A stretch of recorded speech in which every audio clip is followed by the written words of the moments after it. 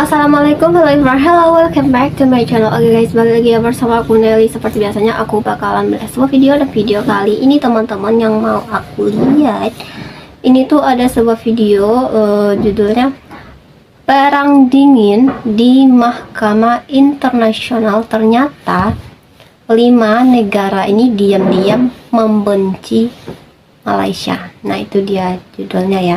Katanya ini ada perang dingin di Mahkamah Internasional guys ya.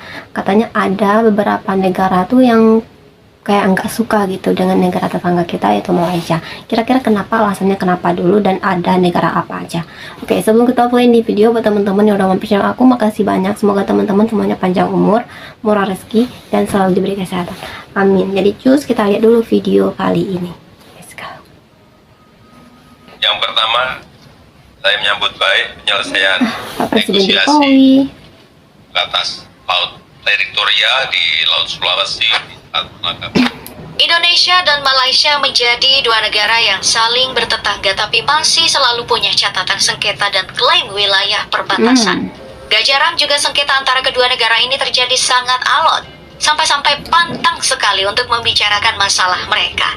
Tapi siapa sangka, tidak hanya dengan Indonesia, ternyata Malaysia juga berkali-kali terlibat klaim yang alot dengan beberapa negara. negara apa aja tuh? Penasaran, yuk kita lihat bareng-bareng.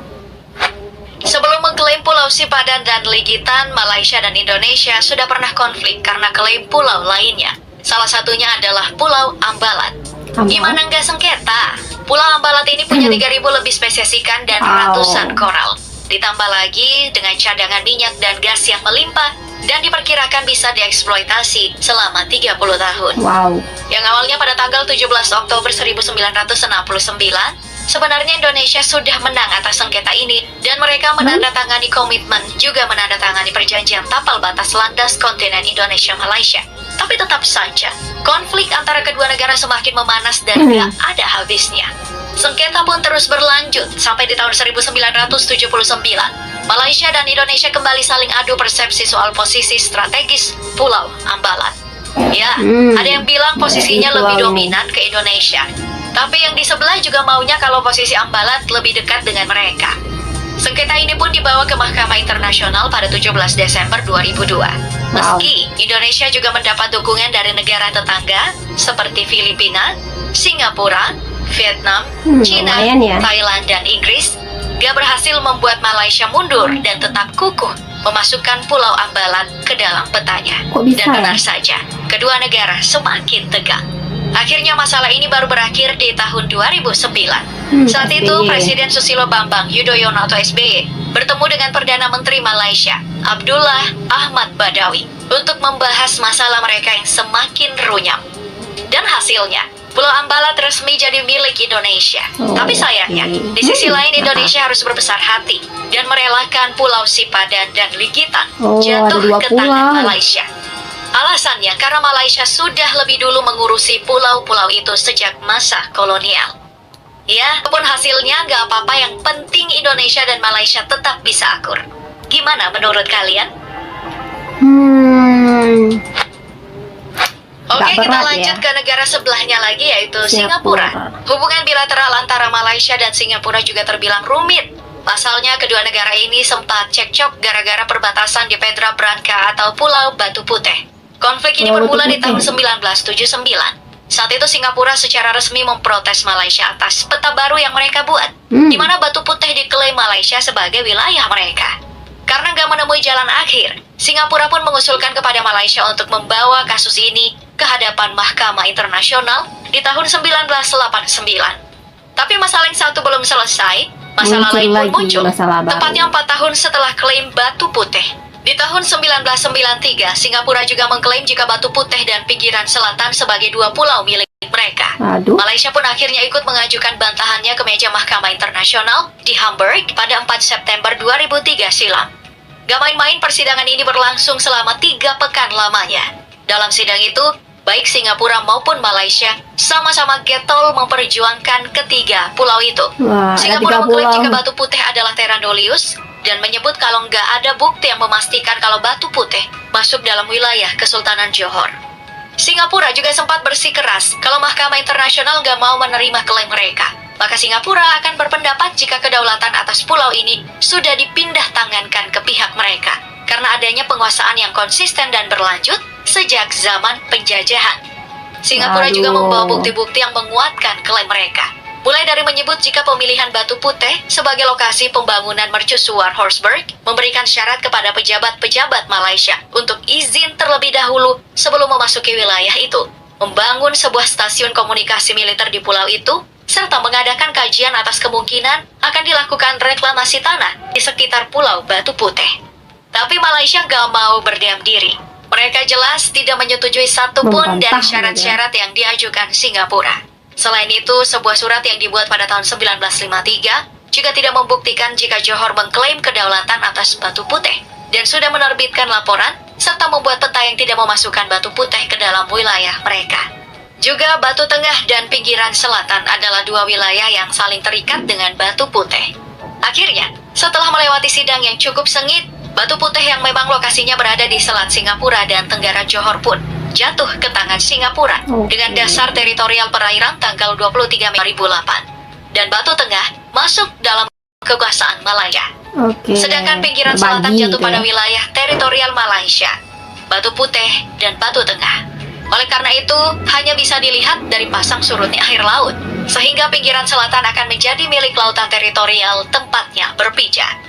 Untuk menjaga pulau pinggiran selatan, Malaysia dan Singapura sepakat untuk membuat sebuah komite teknis gabungan yang akan memperjelas batas maritim pada wilayah antara Batu Putih dan Batu Tengah untuk menentukan kepemilikan pinggiran selatan jatuh ke tangan Singapura ataupun Malaysia. Ribet juga ya hubungan bilateral mereka. Tapi kita tinggalkan saja masalah kedua negara ini. Kita beralih ke negara selanjutnya yang juga punya konflik perang dingin dengan Malaysia, yaitu banyak Thailand. Juga ya yang wilayah Teluk ya. Thailand juga sempat jadi bahan konflik antara Thailand dan Malaysia. Saat itu Thailand mengklaim kalau wilayahnya membentang sepanjang Kuala Tabar, Kolosini Islet sampai ke Kokra dengan perjanjian Anglo-Siamese Treaty di tahun 1909. Tapi baru belakangan Malaysia mengajukan keberatan dengan menganggap kalau daerah Kolosini Islet itu gak masuk hitungan wilayah Thailand kalau dihitung dari batas terluar pantai. Tapi, gak lama setelah itu sengketa ini berakhir dengan damai setelah kedua negara ini sepakat damai saja dan menandatangani MOU sama-sama.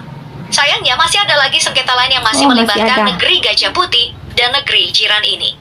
Klaim wilayah lainnya ini terjadi di tahun 1990, di mana Bukit Jeli di dekat Sungai Kolok dan perairan Teluk Thailand dipersengketakan oleh kedua negara. Bukit Jeli yang memiliki luas wilayah 45 hektar ini diklaim oleh Malaysia sebagai wilayahnya. Sementara Teluk Thailand dipersengketakan akibat adanya tumpang tindih klaim perbatasan. Karena belum ada jawaban pasti soal siapa yang lebih berhak, kedua negara pun akhirnya diberikan solusi sementara pada tanggal 21 Februari 1979. Di mana saat itu mereka juga harus menandatangani nota kesepahaman untuk sama-sama menciptakan wilayah pengembangan yang luasnya mencapai 7.250 km persegi. Lalu di tahun 1990, keduanya kembali diberikan kebebasan untuk sama-sama bebas mengeksploitasi sumber daya alam di wilayah itu.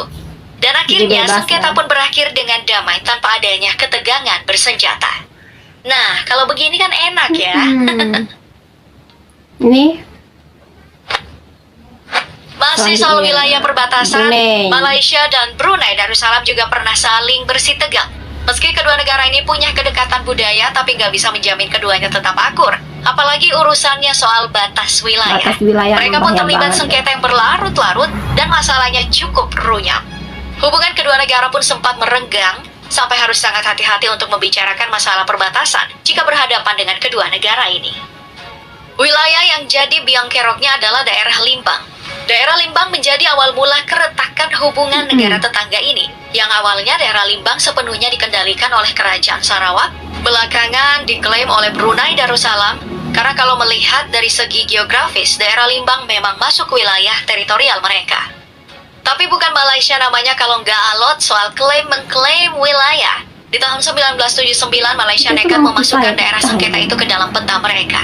Tapi nggak mau cari masalah, Brunei pun mengalah dan membiarkan Limbang Oh, menjadi milik baik Malaysia. sekali Brunei ini ya. Mereka juga akhirnya sepakat untuk menandatangani The Exchange of Letters tanggal 16 Maret 2009 yang dilakukan oleh Sultan Brunei, Sultan Hassan Al-Bolkiah, dan Perdana Menteri Malaysia Abdullah Ahmad Badawi.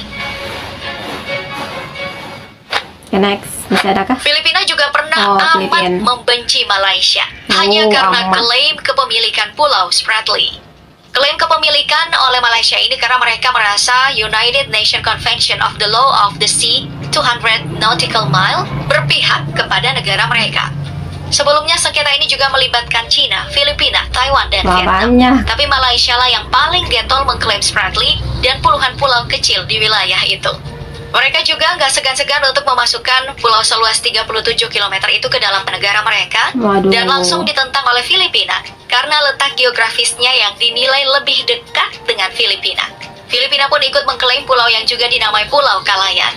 Mereka membawa bukti dekret Presiden Ferdinand Marcos tanggal 17 Juli 1978 yang menyatakan kalau Spratly adalah milik mereka. Filipina juga menguatkan argumentasinya dengan membawa The Philippines Archipelagic Baselines Act Philippines yang ditandatangani langsung oleh Gloria Macapagal Arroyo tanggal 11 Maret 2009. Ya, meski begitu kasus ini tetap berlanjut dan belum ada habisnya. Tapi bukan lagi ke Malaysia. Kini justru beberapa negara menuduh China yang mau mengklaim Pulau Spratly karena ketahuan membuat reklamasi untuk landasan udara militernya. Belum lagi pulau ini juga memiliki harta karun berupa tambang minyak dan gas, serta menjadi wilayah jalur pelayaran dagang terbesar. Tapi ada masalah yang lebih rumit lagi antara kedua negara ini, yaitu kasus klaim Sarawak dan Sabah yang hingga saat ini masih berjalan alot meski kedua wilayah ini sudah menjadi bari Malaysia. Kasus klaim ini bermula saat Sabah yang sempat diperebutkan dan diklaim Filipina melalui Kerajaan Sulu. Tapi kalah dari Malaysia yang lebih kuat argumennya bahwa di tahun 1878 Spanyol sudah membeli wilayah itu. Lalu setahun kemudian Sabah menjadi milik Inggris setelah Spanyol menyerahkan Sabah pada protokol 1885. Dan terakhir saat kemerdekaan Malaysia, Inggris pun menyerahkan Sabah kepada Malaysia. Jadi bisa dipastikan Sabah tetap milik Malaysia.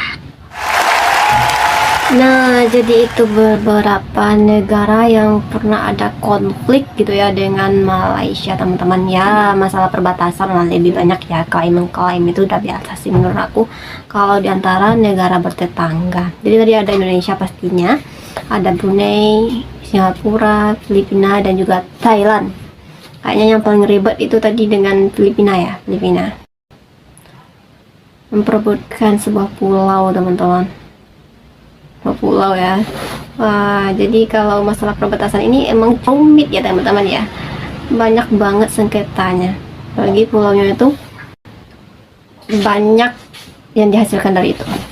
Kayak tadi kan pulau, tapi tadi yang mengklaim terakhir bukan lagi Malaysia ya, tapi dari China pula. Ternyata pulau yang diperebutkan Filipina sama Malaysia itu banyak juga yang mau guys, karena emang pulaunya kayaknya emang bagus banget, ada harta karunnya juga gitu ya.